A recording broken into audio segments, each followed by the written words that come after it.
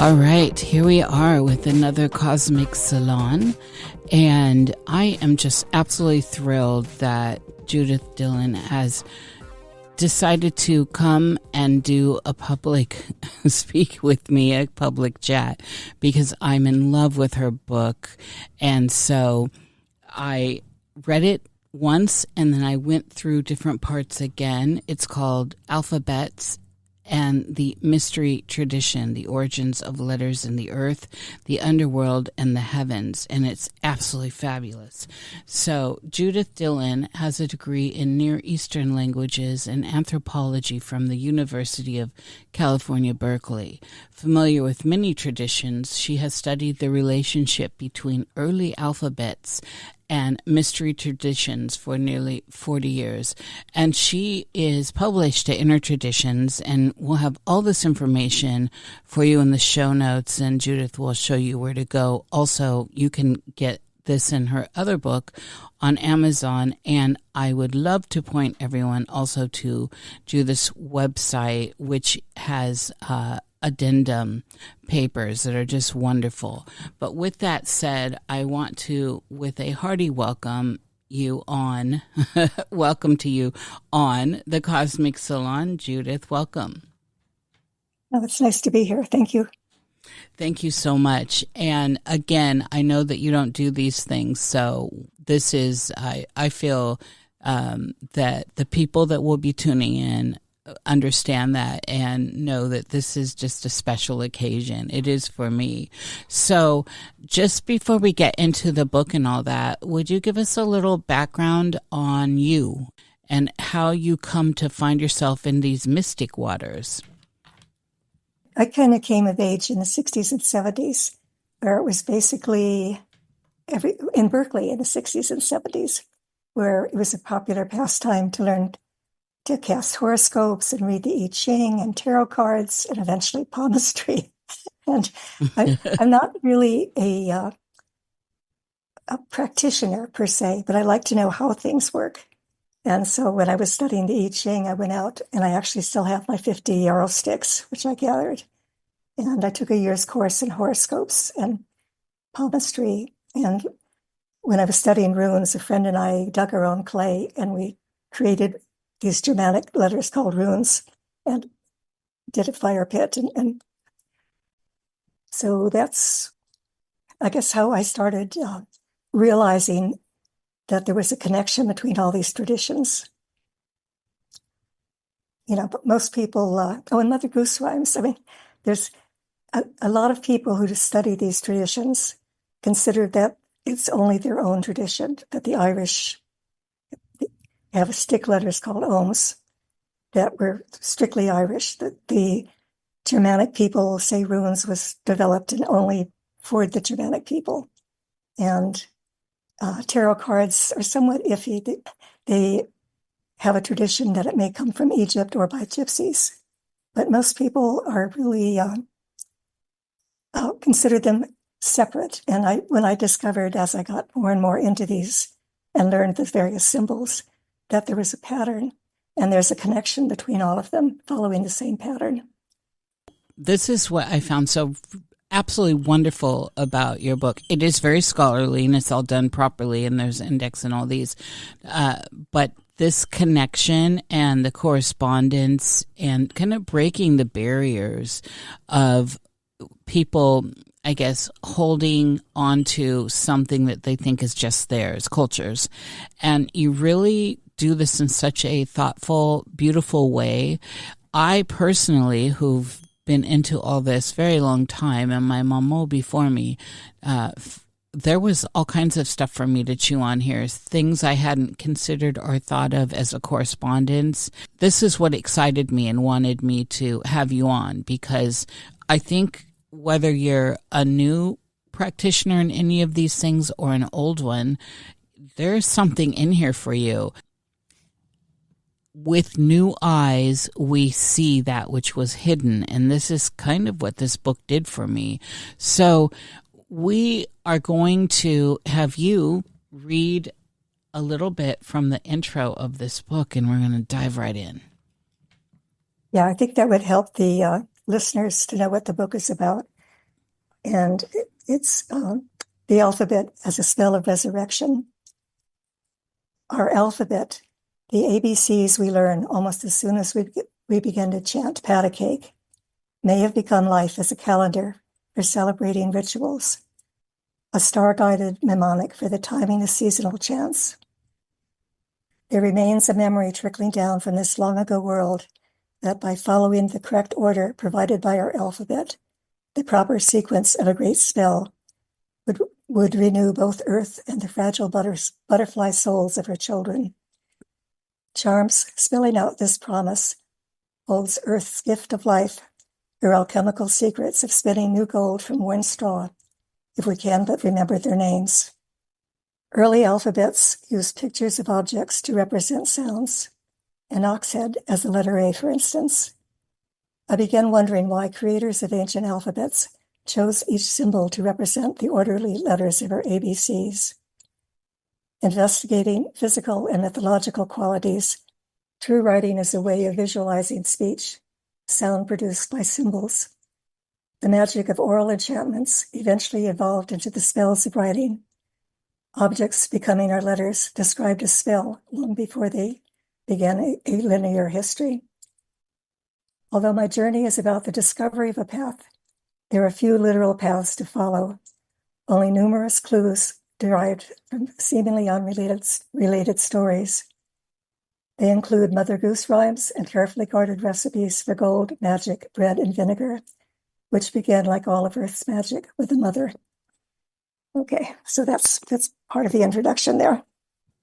I wanted to say also that this was an enjoyable read. This is scholarly, and you also make it very clear in the book the direction you're going, and you're not trying to prove anything at certain depth on certain subjects. You're moving with a silver thread or a golden thread of the continuity here.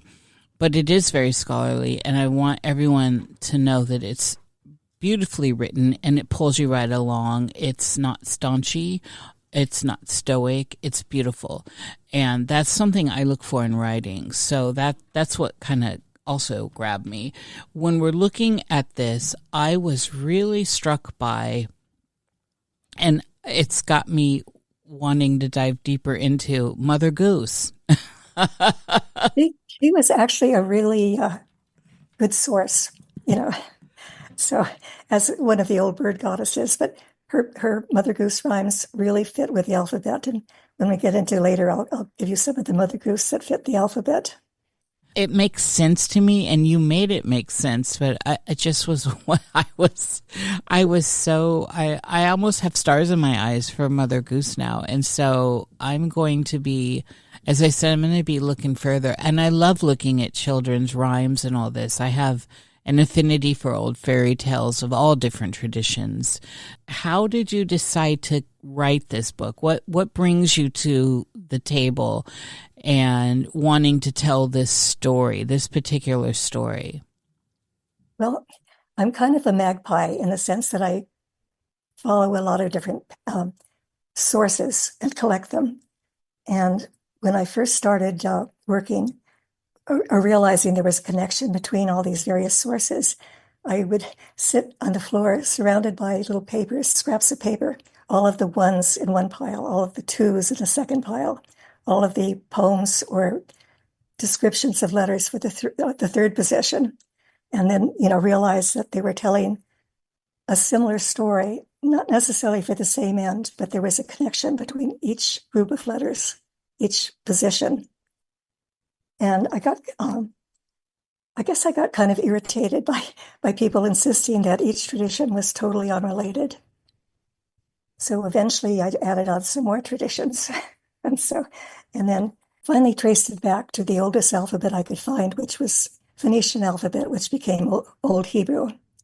And Hebrew was the only current alphabet that keeps the same symbols as the original Phoenician alphabet.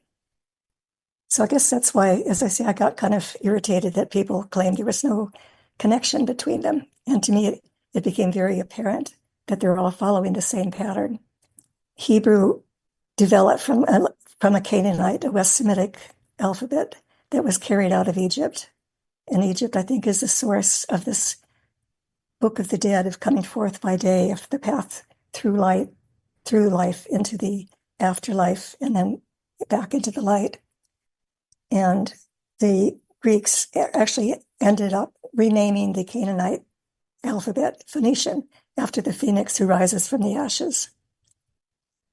So anyway, that's, I guess, why I started writing. Is it partly, as I say, it was like 40, 50 years of research. And it took a long time to write, because when I first started writing, I didn't know what I was writing about. But as I say, as I got more and more into it, I realized what the path was, and I could I could lay out the path, but then try to make it readable. Because most academics have their own ecological niche, I tried to footnote everything and use original sources, not people who channeled their life from pharaohs or previous goddesses, but actual Greeks and Romans and people much closer to the source. Does that make sense? I very much appreciated that, by the way, reading this. Not to cast any other light on anyone else doing that kind of work, but I do appreciate this tangibility, and there's such a rich history to draw upon that is out there. And I think in this time, especially this time, it's important to kind of see where things were written and how they connect actually, and make it more pragmatic that way. This is one of the things that stood out in this book for me. So in the beginning, we're looking at, before we get into the Hebrew stuff, which I personally love, we are looking at basic language where the river is a character, the sky is a character, and you weave this right there in the beginning in this first section. This is where I found some really, dare I say, magical moments while I was reading. And this was the kind of reading where I would read a line that you were writing, and you would, of course, everything's got an indices, and you've got the book's littered with pictures and images that are out there, real things, real glyphs and all this. And I found myself pondering, Judith. I found myself kind of enmeshed in this magical world before language. Let's talk about how these living symbols in nature started this whole journey. Well, I think, as I've always liked the outside world, that was, again, part of my journey also, is realizing that some of the symbols are named after trees or flowers or minerals.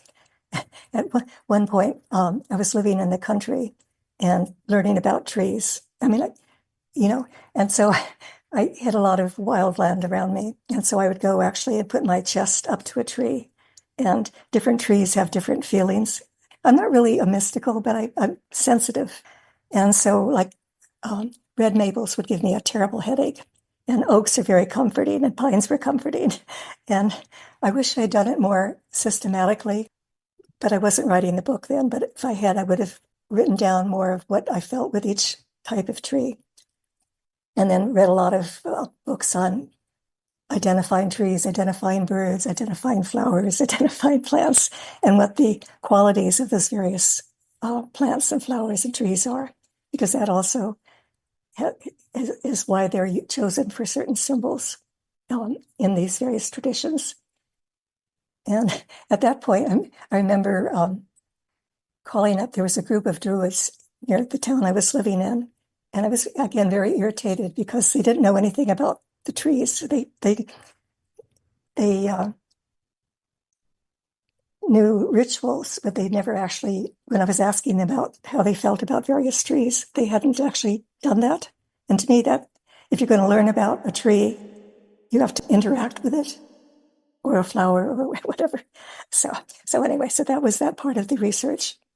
So for people like us, and I say us because I also somehow just gravitated towards nature in this way and developed different relationships. And I think anyone that does this gardening, I mean, it's as simple as gardening, but getting out and being with nature and trees in particular and flowers, if you're sensitive, you can pick up on these energies. And like you said, was it the maples that would give you a headache? Red maples. I Yeah. actually wasn't near a sugar maple, so I don't know, but red maples. And my daughter was probably 8 or 9 at the time, and I asked if she would do that, put her chest next to the tree, and she burst into tears and would never touch another tree. Oh, wow. So maples wasn't just me. That's Extremely interesting. ill-tempered. See, there needs to be more correspondence with this amongst peoples talking about this. That's a very interesting. This is what I'm talking about. We are able to tap into the biofield of other things out there. It's not just us out here as humans. It's this whole experience. And I think for the elders, the ancients, the ones that came before us, before language, as you're talking about, this is a very important part of the story, which of course starts off this book and the journey of this book, that the trees did give some sort of, or had some sort of input in how this early language started. And I'm curious, and perhaps we'll get into this later, how the great Laurie Anderson, her song "Language is a Virus" from the 80s, how language has twisted and turned. The difference between living language and dead language is, all this craziness in language out there, but we had this very simplistic ideas that were really a connection to the world around us, to the river, to the trees, to the flowers, and that is where something generated. There's a genesis in here, and we see it obviously, and you bring this to the book in how Egypt really brings this through as well. So when you're talking in the beginning of the book, how these things start to form, how did this become important for you to lay down this alphabet journey? And I just want to say this, I know I'm loading a lot here, but I was surprised when I first started reading this because I didn't skip through. Sometimes I look at a book and I'm looking at pictures and stuff. This one I just picked up and I started reading, and I had no idea we were going on a tarot journey. That was a pleasant. I'm a magpie. That was a pleasant surprise, and so I think for anyone that loves the tarot or tarotchi, especially the continental one, this is going to be an extra. You don't really know that unless you know it. I mean, I didn't. So starting from the river, the trees, the birch, and we'll go deeper there. I have so many questions. Well, the Egypt had a long history of their own hieroglyphs, picture images, and at some point, Canaanites in Egypt, either as slaves, as travelers, as merchants. Anyway, somebody took several of these images, Egyptian images, renamed it in their own Semitic language: Aleph, Bet, Gimel, ox, house, camel. And anyway, it wasn't really used. The Egyptians wouldn't have wanted to do it because their power came from this very elaborate system of writing. But it also is a much richer system, because if you have a picture, it's got a lot of stories behind it. Whereas once you write, I think in the book I wrote, if you see the symbol 3, it can be pronounced in several different languages. But if you write out THREE, it can only be that one word. But anyway, at some point, about maybe 1,000 years after these first letters appeared, they arrived among the Hebrews, eventually among the Greeks. What I discovered is that each symbol was chosen as a chapter going through life, probably influenced by the Egyptians, who were one of the only people at that time who believed in the afterlife. The son could get reborn into the heaven every morning. The pharaoh got reborn as the newborn son. And whereas the poor Greeks, they only got to go to a gray underworld and had nothing to do but sit around in the grayness. And so when the mystery traditions and the alphabet came to Greece, they renamed the alphabet Phoenician and got really excited about various mystery traditions like the Orpheus and Pythagoras. But each symbol, it's not simply the original alphabet, and the patterns that came after it aren't simply a calendar, but it is based, there are a lot of places where it meshes up with the calendar, which when I explain some of the letters, I'll get to that part. But it does follow the seasons of the sky and earth. And as above, so below. Changes in the sky reflect the changes in the earth. And a lot of the early, like the tarot card magician is touching, and the weight rider is touching heaven and earth. And the early Hebrew, the later Hebrew letters, square Hebrew, the Aleph is also touching heaven and earth. But the first symbol is not divided yet. Heaven and earth are connected. We'll introduce the idea of mystery traditions and what that is and why that's important when we're looking at alphabets. But also, I think it's important to remember that in astronomy, in the early days, astronomy, the sky was what people saw. And so they were moving through the seasons, and the clock was really about what was visible in the sky, as opposed to how like tropical astrology works now. And this became very important. This is how the days and the lives and the seasons and all this measured out, and language followed suit. Am I correct in this? We don't know if language followed suit, but the sky, particularly in a place like Egypt or the Middle East where it's flat, and you can actually see the sun moving north toward the summer, and then it stands still, and then it reverses and moves back toward the winter solstice, where it literally reverses again. So it stands still for 3 days and then turns back, and so I never could see that because I was always living near trees. But my current house, I'm on the 12th floor overlooking, and I can actually see the sun moving back and forth over the year, which has been amazing because I've read about it, but I could never really see it. Whereas early people in flat areas could see that and see where the sun is at certain times. And that was very important in their various cultures, like Stonehenge and various henges and the pyramids, of laying out places where they can see the stars moving and measuring the stars and the sun. And it affected it affected the Hebrew alphabet. I'll just use Hebrew because that's what the Phoenician turned into Hebrew. Some people may not know that Phoenician did turn into Hebrew, and you get into that in this book.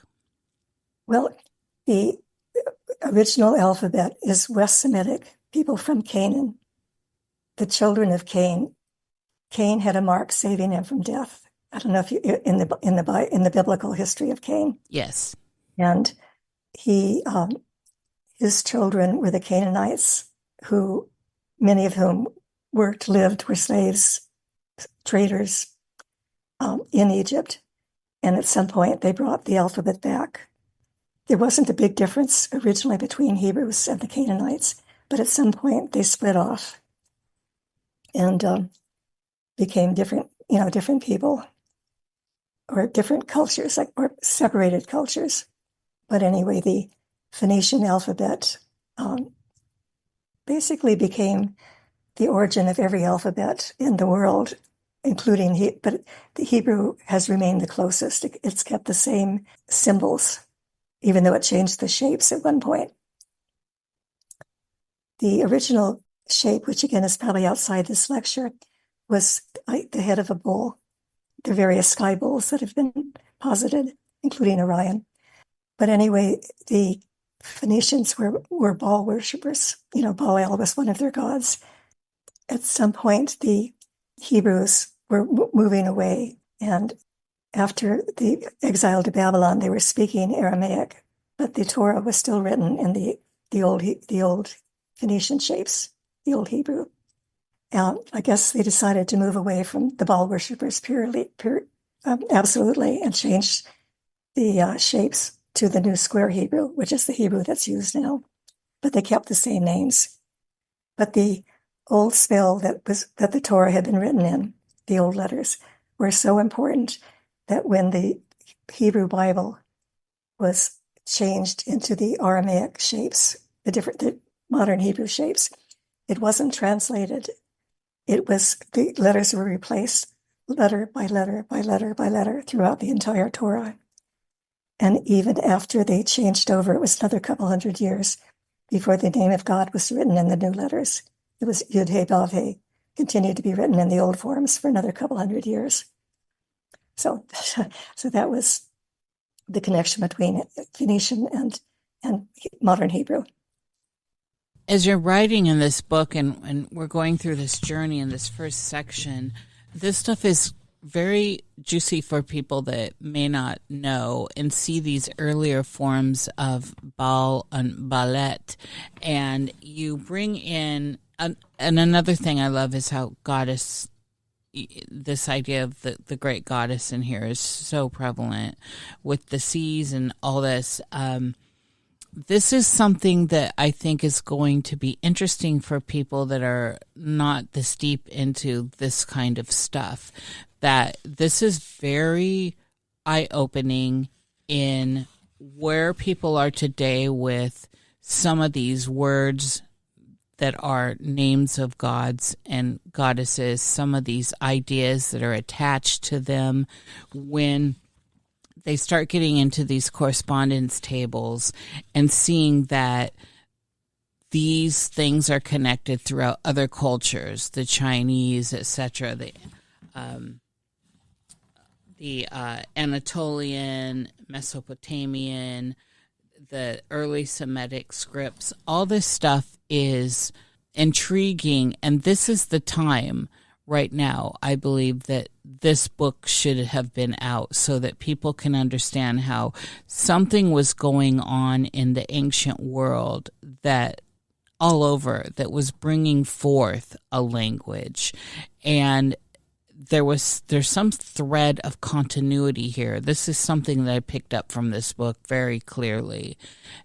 I don't know if you want to make a comment on that or not, but it's definitely something I as a reader picked up on. Well, one thing, we tend to think of ancient people kind of like the peasants in Europe, having never left their little village, never seen on the other side of the mountain. But people traveled. They were always, not just Marco Polo, but I was living in Nepal once, north of India, and there was this little lady about 3 feet tall who was a widow, and she had traveled. She didn't want to do the widow thing, and she decided to become a pilgrim. And she had traveled all the way from South India, which is, I forget how many thousand miles, by foot, by bullock cart, by whatever, all the way up to almost to the Himalayas where I was. And looking at various, it's called darshan, but looking at various saints and religious spots. And this is one little lady, probably in her 60s, 70s, who traveled thousands of miles. People don't always stay in their own little village. And I think there were people traveling across from the mythology talks about Pythagoras having studied in Egypt and also in India, which probably isn't a literal history, but it recognizes that there were connections between all these places. Yes. This is the thing. People do travel and have traveled, and fortunately for us, we have accounts of that as well through the ancient world. When we're continuing our ideas and look how this all sprung up, let's stop and talk about mystery tradition and mystery schools. I know that most people in this